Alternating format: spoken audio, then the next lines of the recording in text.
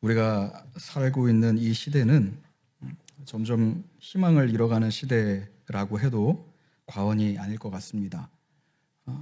사회를 둘러보고 경제를 둘러보고 정치를 보아도 또 우리의 가정에서도 우리는 절망과 또 체념들을 경험할 때가 있습니다. 심지어 교회 안에서도 우리가 낙심하고 주저앉을 때가 있다 보니까 많은 사람들이 소망에 대해서 말하기를 주저하곤 합니다.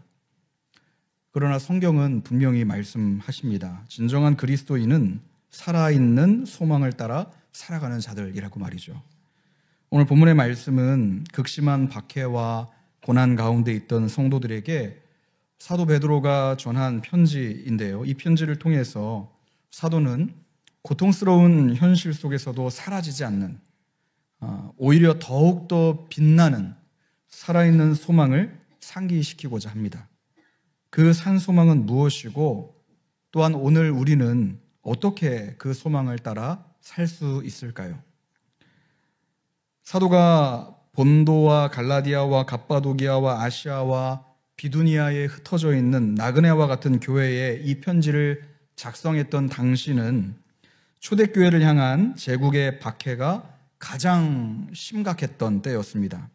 초대교회는 복음으로 인해서 고통을 받고 억울하게 누명을 쓰고 마땅히 행할 권리조차 빼앗긴 채로 이리저리 끌려다니며 매질을 당하고 투옥되고 사형을 당하는 이러한 너무나 고통스러운 현실에 놓여 있습니다. 그런 가운데 사도는 이 편지를 통해서 고난 가운데 놓여 있는 성도들에게 무엇을 말하고 싶었을까요? 얘들아, 언젠가는 다 끝난다 라는 단순한 차원의 낙관을 얘기하고자 했을까요? 아니면 죽으면 다 끝나 라는 허무주의를 얘기하고자 했을까요? 그렇지 않습니다.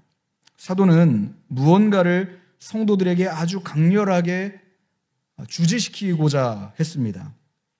끝도 보이지 않는 박해와 위협과 칼날 앞에서 너무나 고통스럽고 괴로운 현실 앞에서 결코 흔들리지 않고 빼앗기지 않는 무언가를 강조하고자 했던 것이죠. 이것을 이해하기 위해서는 오늘 우리가 함께 봉독했던 이 석절의 말씀의 구조를 조금 파악해 볼 필요가 있는데요. 그림을 좀 띄워주시면요.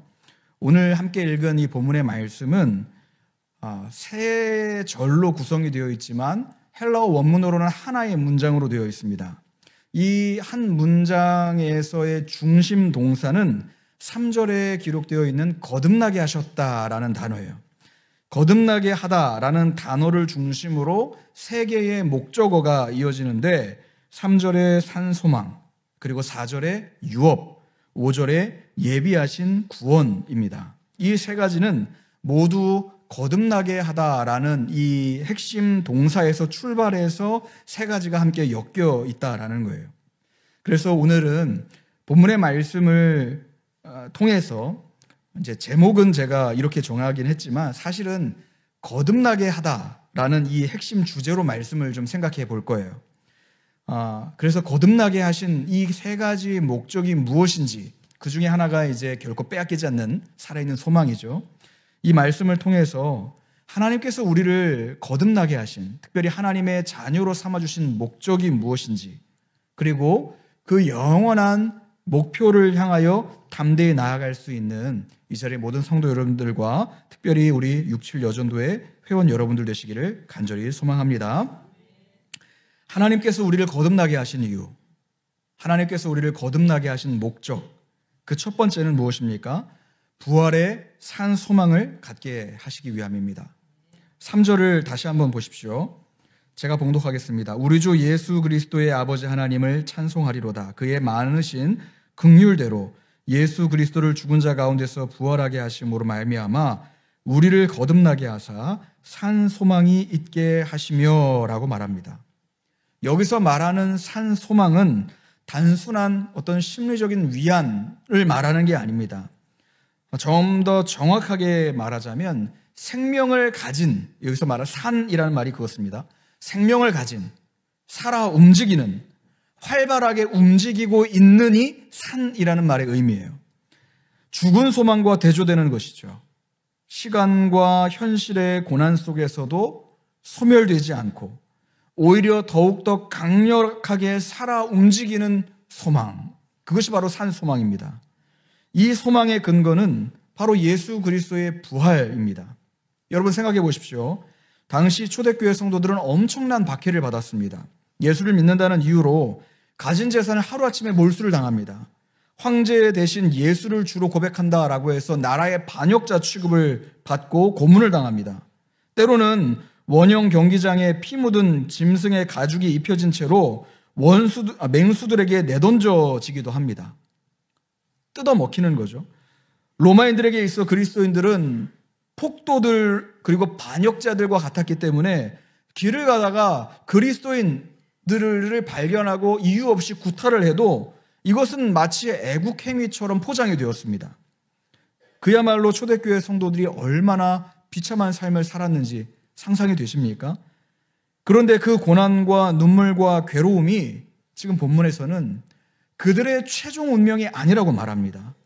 소아시아에서 박해를 받은 자들은 그 고난으로 인해서 땅에 쓰러지지 않는다라는 것을 말하고 있습니다.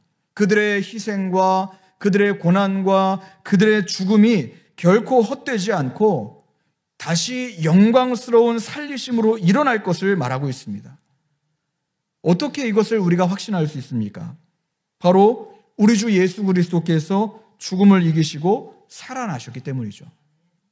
3절이 말씀하시는 바가 바로 이것입니다. 이에 대해서 종교개혁자 칼뱅은 그의 주석에서 설명하기를 그리스도의 부활은 우리의 부활을 보증하는 기초이자 약속이다라고 말합니다. 즉 예수님의 부활이 우리 부활의 시작점이고 우리가 그 안에서 산 소망을 품는 이유는 그리스도께서 사망 권세를 정복하셨기 때문이라는 것이죠. 우리도 2주 전에 부활 감사 예배를 드리며 주님의 부활을 기뻐하였습니다마는 시간이 이제 2주밖에 되지 않았지만 오늘 우리가 주님의 부활을 계속 기억하면서 살고 있지 않잖아요. 잊어버리기도 하고 주님의 부활과 동떨어진 무관한 삶을 살 때가 얼마나 많이 있습니까? 그런데 초대교회의 성도들이 바라보았던 부활은 어쩌면 오늘날 우리가 막연하게 여기는 그 부활과 다른 의미였을지 모르겠습니다. 그들에게 있어서 부활은 모든 현실의 괴롭고 슬프고 비참한 상황들의 역전이었습니다. 내가 예수를 믿는다는 이유만으로 감내해야 했던 모든 시험과 환난과 죽음의 그림자들이 이제 영광으로 전환되는 순간이었습니다. 그 산 소망의 근거가 바로 예수 그리스도의 부활이었다는 것이죠. 하나님의 은혜로 거듭난 여러분, 오늘 여러분에게도 이와 같은 산 소망이 있습니까? 세상 그 어떤 것으로도 감출 수 없고 감히 어떤 것으로도 억눌 수 없고 가리거나 덮을지 않는 살아 역사하는 활력이 있어 움직이는 그 소망이 지금 여러분의 마음 가운데서도 있습니까? 예전에 한 드라마에서 이런 표현이 있더라고요. 현실은 시궁창이다. 그렇죠. 오늘 내가 사는 현실은 시궁창일지 모르겠습니다. 수많은 시험, 수많은 실패, 수많은 낙심과 낭망, 끊이지 않는 괴로움, 비참함, 때로는 가난, 굶주림, 얼마나 괴로운 삶입니까?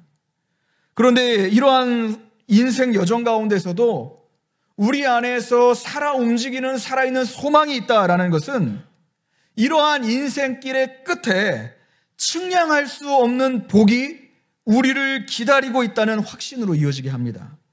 사망의 음침한 골짜기를 걷는 것 같은 인생길이지만 사방 우리를 집어삼키려고 하는 원수들만 보이지만 세상 말로 현실은 시궁창이지만 그럼에도 우리를 거듭나게 하신 하나님께서 우리 마음에 무엇으로도 가리거나 빼앗기지 않는 살아있는 소망을 주십니다. 그 소망은 고난이 클수록 더욱더 분명해집니다. 믿음으로 인한 시련들이 거세어질수록 뚜렷해집니다. 그 소망은 죽음 앞에서도 움츠러들지 않습니다. 이 길의 끝에 영광의 부활이 있다는 것을 우리는 확신하기 때문입니다. 이것을 우리가 어떻게 확신합니까? 우리 주 예수 그리스도께서 부활하셨기 때문이죠. 하나님께서 거듭나게 하신 자들에게 살아있는 소망을 주신다 라고 하시는데 우리 안에 이 소망이 발견됩니까? 하나님께서 거듭나게 하신 자들에게 이러한 소망을 주신다라고 말씀합니다. 산 소망을 주신다. 바로 없기는 이 자리에 여러분들 가운데 이러한 소망으로 충만해지기를 바랍니다. 이 소망으로 충만해질 때 현실의 어려움에서도 주눅들지 않습니다. 이러한 소망으로 가득 차 있을 때 현실의 어려움에서도 실패에서도 흔들리지 않고 그 소망으로 인하여 담대하게 살아갈 수 있는 것이죠. 이 자리의 모든 성도 여러분, 그리고 하나님 앞에 헌신하기로 다짐하는 우리 여전도의 여러분들 앞에서도 이러한 마음 가운데 하나님이 주시는 거룩한 산 소망으로 온전히 충만하기를 주님의 이름으로 축원합니다.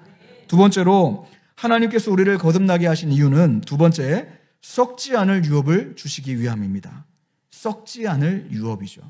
우리 4절 말씀 우리 함께 읽어보도록 하겠습니다. 시작. 썩지 않고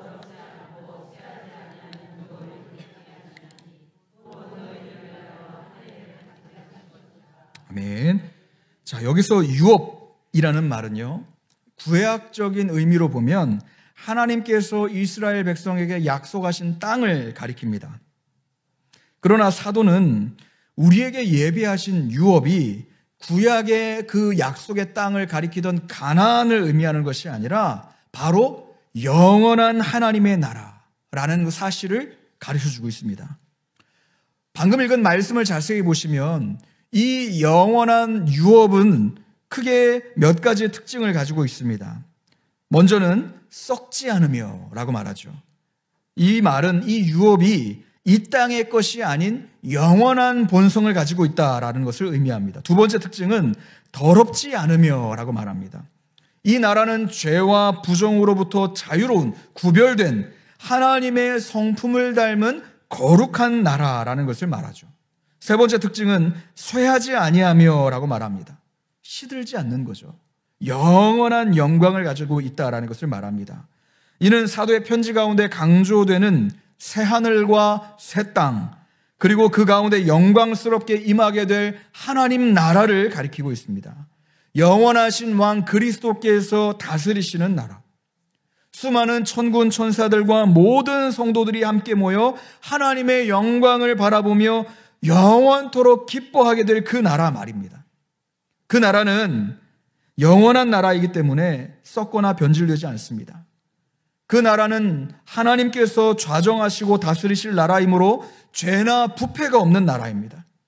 그 나라는 친히 우리를 위하여 하나님께서 하늘에 간직하신 거룩한 나라입니다. 초대교회 성도들이 마주했던 제국은, 로마는 그 기세와 영광이 마치 영원할 것 같이 보였습니다. 그러나 그토록 찬란했던 왕국도 결국에는 사라졌습니다. 인류 역사 가운데 얼마나 많은 강대국들이 일어섰습니까? 그러나 그 강대국들도 모두 다 사라졌습니다. 지금 미국이나 중국이나 러시아와 같은 강대국들이 자신의 힘을 과시하는 것 같지만 결국에는 그들도 사라지는 날들이 올 것입니다. 조금 더 신앙적인 측면으로 볼까요? 초대교회를 박해했던 권세들, 영원할 것 같았습니다. 그러나 그들도 아침 이슬처럼 사라졌습니다. 오늘 저와 여러분들을 괴롭게 만들고 실족하게 만드는 원수들의 다양한 공격들이 있겠지만 그 또한 영원하지 않습니다. 우리를 괴롭게 만들고 박해하는 이 세상의 권세 잡은 자 역시 지금은 자신의 힘을 과시하고 있지만 그 힘이 쇠하고 우리 주님에 의해 완전하게 패배하는 날이 반드시 올 것입니다. 18세기의 신학자였던 조나단 에드워즈는 천국을 이렇게 설명합니다. 하나님의 영광이 가득하며 죄가 존재할 수 없는 완전한 기쁨의 나라라고 설명합니다. 이 유업은 성도들이 궁극적으로 들어가게 될 하나님 나라이고 영원히 하나님을 찬양하게 될 거할 장소이지요. 물론 오늘 우리가 처해 있는, 우리가 발을 딛고 있는 이 땅, 내 주변을 돌아보면 어려움들이 있습니다. 낙심하게 만드는 고난들이 있습니다. 난관들이 있고 풀어야 할 숙제들이 있습니다. 그러나 지금 여러분들이 직면한 인생의 문제들, 지금 여러분들이 걸어가고 있는 눈물의 골짜기는 오래 지속되지 않을 것입니다. 이것이 우리의 영원한 운명이 아니라는 것이죠. 지금 우리가 흘리고 있는 눈물과 감당해야 할 고통과 고난은 바로 이 영원한 거룩한 나라를 향하여 나아가는 여정의 일부일 뿐이라는 사실을 기억하시길 바랍니다. 하나님께서 우리를 거듭나게 하신 것은 이 영원하신 유업을 주시기 위함, 이 사실을 확신하시는 여러분들 되시기를 바랍니다. 세 번째로, 하나님께서 우리를 거듭나게 하신 이유 세 번째는 예비하신 구원을 주시기 위함입니다. 자, 5절 말씀 우리 같이 한번 읽어보도록 하겠습니다. 시작. 너희는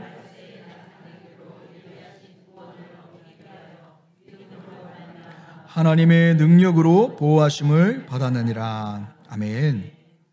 세상의 종말이 임하는 날, 그리스도께서 다시 오실 그날에 우리에게 예비하신 최종적인 구원을 주시기 위해 저와 여러분들을 거듭나게 하셨다라고 성경은 말씀합니다. 그런데 이 구원을 얻게 하시기 위해서 저와 여러분들을 하나님의 능력으로 보호하신다라고 성경은 말하고 있습니다. 다시 말해서 우리의 구원을 완성하시기까지 하나님께서 자신의 능력으로 우리를 지키시고 보호하신다라는 것이죠. 그런데 여기서 우리가 눈여겨볼 단어는 보호하다라는 단어예요. 헬라어 원문에서 보호하다라는 단어는 군사적인 용어입니다. 군사나 도시나 수도를 지키기 위해서 병사들이 그 수도를 삥 둘러서 지키고 있는 상태를 가리키는 단어입니다. 다시 말해서 하나님께서 마치 병사처럼 저와 여러분들을 삥 둘러 지키신다라는 것입니다. 병사들이 애워싸고 진을 치고 있는 것처럼 강한 용사 되신 우리 주님께서 저와 여러분들의 삶 가운데 진을 치고 계시고 모든 원수들의 공격으로부터 지키시고 보호하신다라고 말씀하십니다. 유명한 연예인들이나 나라의 주요 인물들을 보면 다 경호원들이 있죠.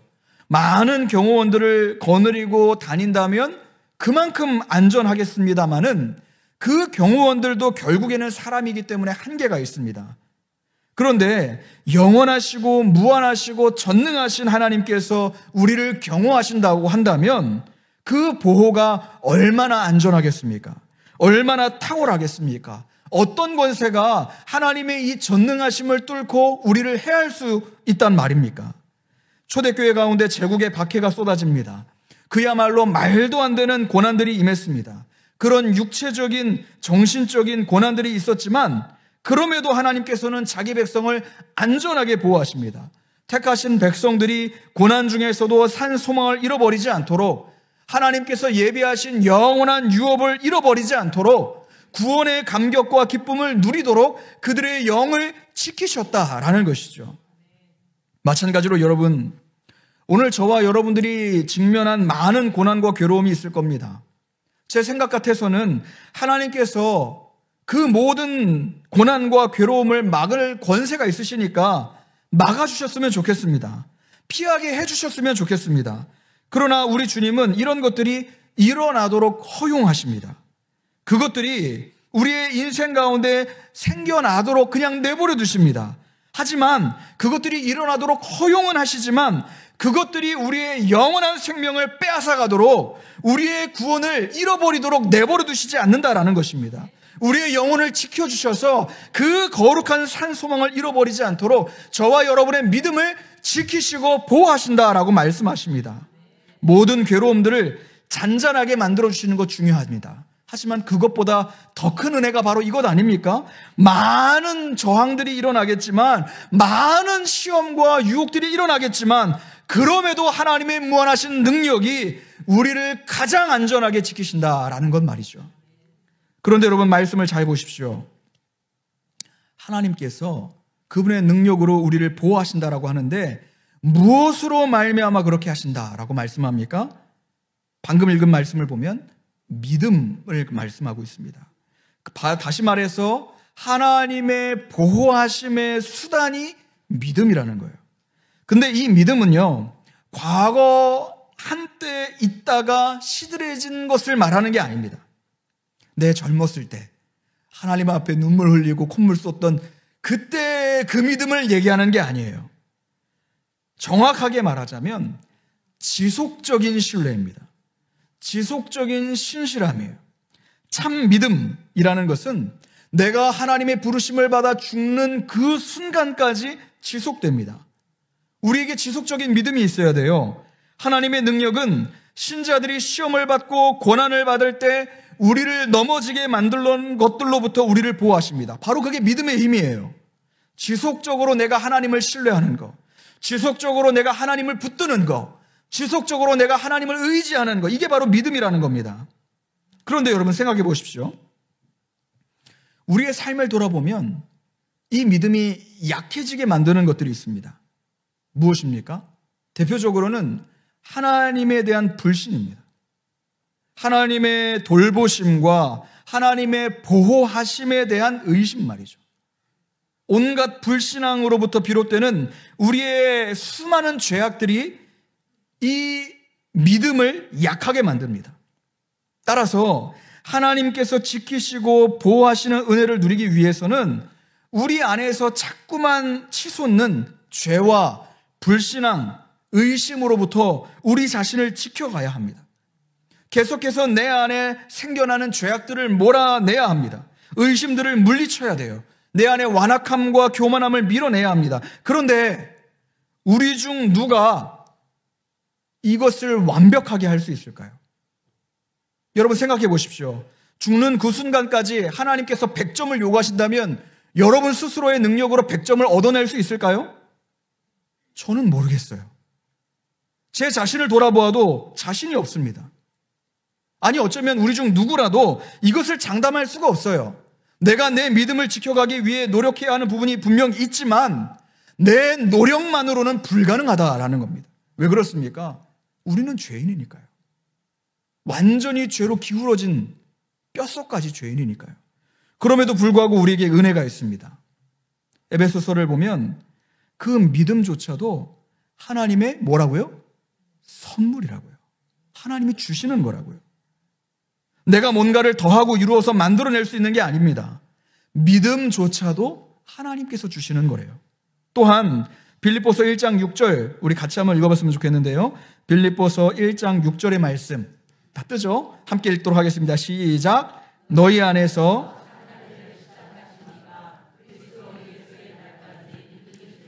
우리는 확신하노라. 아멘.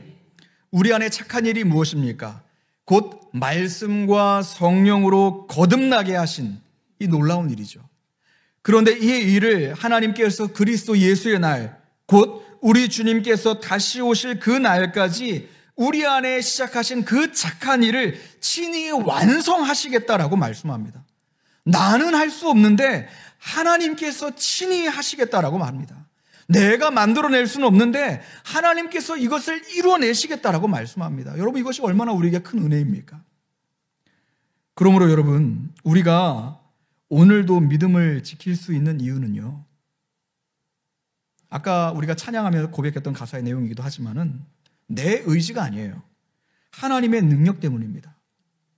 내가 뭔가 하고자 했기 때문이 아니에요. 하나님이 우리에게 선물로 주신 그 믿음으로 인함이죠. 우리의 소망은 단단한 기반 위에 이와 같이 세워져 있습니다. 살아계신 하나님의 능력, 그리고 그 능력을 의지하는 참된 믿음에 세워져 있으며 심지어 그 믿음까지도 하나님께서 주시고 하나님께서 친히 이루어 가시겠다라고 말씀하십니다. 하나님께서 우리의 가장 완전한 피난처와 산성이 되어 주십니다. 인생 가운데 고난이 찾아와도 그 고난이 결코 우리를 하나님의 그 은혜로부터 떼어낼 수가 없습니다. 인생 가운데 질병이 찾아와도 그 질병이 결코 우리를 하나님의 그 사랑으로부터 우리를 떼어낼 수 없습니다. 하나님께서 우리의 구원을 이루기까지 무한한 능력으로 여러분들을 보호하십니다. 이 사실을 확신하는 복된 삶을 살아가시는 여러분들 되시기를 바랍니다. 말씀을 맺으려고 합니다.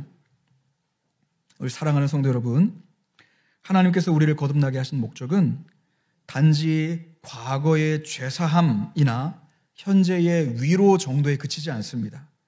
그것은 살아 역사하는 살아 움직이는 소망 안에서 썩지 않을 유업을 바라보며 마지막 날에 주어질 구원을 믿음으로 붙들며 살아가게 하기 위함입니다.